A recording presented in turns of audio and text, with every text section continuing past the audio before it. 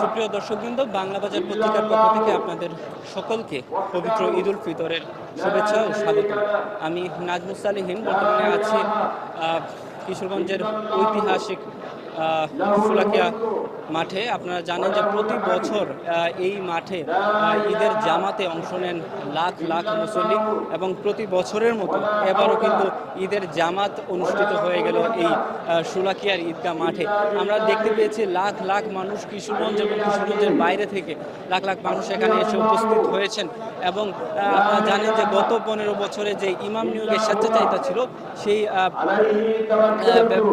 এবং 5 আগস্টের পরে যে এই যে ঈদ উল ফিতর, এই ঈদ উল ফিতরে আবার পুরনো যে ইমাম আবুল খায়ের মোহাম্মদ সাইফুদ্দিন সাহেব তাকে আবার পুনর্বহাল করা হয়েছে, এবং এইটি উপলক্ষ করে কিন্তু দেখা যাচ্ছে যে এই শোলাকিয়া মাঠে যে উপস্থিত মুসল্লির সংখ্যাও কিন্তু তুলনামূলক বেড়ে গিয়েছে।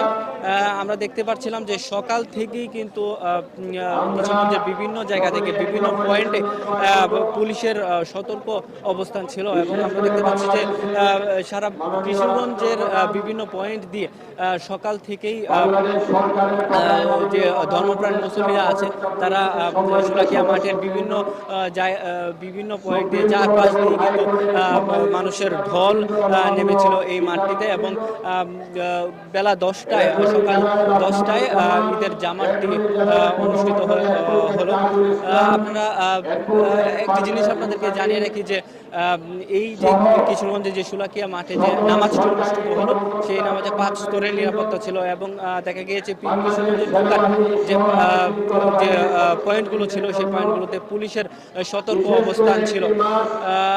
আপনাদেরকে একটি বিষয় জানিয়ে রাখি যে বর্তমানে কিন্তু নামাজ শেষে এখন খুতবা হবে, এবং এরপরে মোনাজাতের জন্য কিন্তু ধর্মপ্রাণ মুসল্লিরা এখানে বর্তমানে অবস্থান করছেন। আপনারা দেখতে পাচ্ছেন যে এইখানে যে এই যে ঈদের জামাতটি অনুষ্ঠিত হচ্ছে সেখানে আমরা দেখতে পাচ্ছি যে নিরাপত্তার কিন্তু কোনো কমতি নেই। এখানে আমরা দেখতে পাচ্ছি যে বিভিন্ন ওয়াচ টাওয়ার আছে, ওয়াচ টাওয়ারে যে নিরাপত্তা কর্মীরা আছে তারা